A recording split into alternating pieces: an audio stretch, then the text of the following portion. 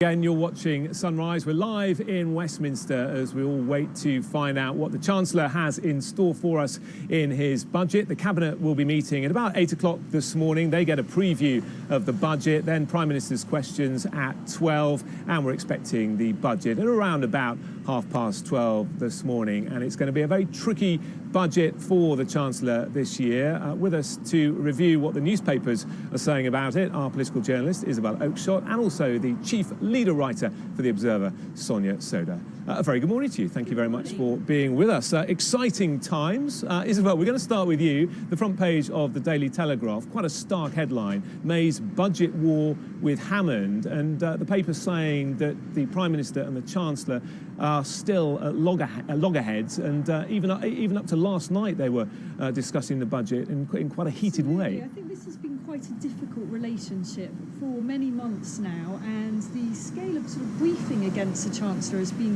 very unusual. You know, we are used to, under David Cameron and George Osborne, very harmonious relationship between number 10 and number 11. And actually, you know, things are extremely febrile. What strikes me about looking at the front pages today is actually how little budget coverage there is. And I understand that Downing Street has been concerned about the sort of the lack of anticipation and excitement. We're trying our best here to feel very excited about what's coming up. But I think the bigger picture is, of course, that in a way the budget is a sideshow at the moment. You know, the big story is Brexit, how much we're going to have to pay to get out of the EU. Many billions of pounds that will put in the shade any tweaking that the Chancellor may do today, whether it's to the NHS or schools or whatever other funding he may come up with. And of course this is crucial for him on a personal political level. Do you think this will be his last budget? I think that he is rather unsackable at the moment. It's difficult to gauge whether he will still be in this job this time next year. Everything is so febrile. We don't even know if Mrs May will still be Prime Minister this time next year, so I'm not going to call on that one. OK, well, let's move to the front page of the Times, Sonia, and the headline there, Hammond to give schools budget. We've had a little inkling of some of the things that we can expect from the budget later, and we know schools are desperate for extra funding, and we've heard these stories, haven't we, of teachers going cap in hand, even to parents asking for help. So this will be welcome partly. I think it will be welcome as far as it goes. So that's right, schools are facing budget cuts of 7% per pupil in the run-up to 2020, so really significant cuts. And what this story is about, it turns out that schools, the Chancellor is going to be promising schools that get more young people to take maths, cash incentives for every pupil, and then schools, failing schools, are going to get extra money to put into teacher training. Now, these are actually quite marginal sums that we're talking about. It's sort of, you know, a couple of $100 million there, a couple of $100 million there. It's not going to make up for the big cuts that schools are facing. And I think it's really going to be a theme of today's budget. The Chancellor is also going to be expected to put some more money into the health service.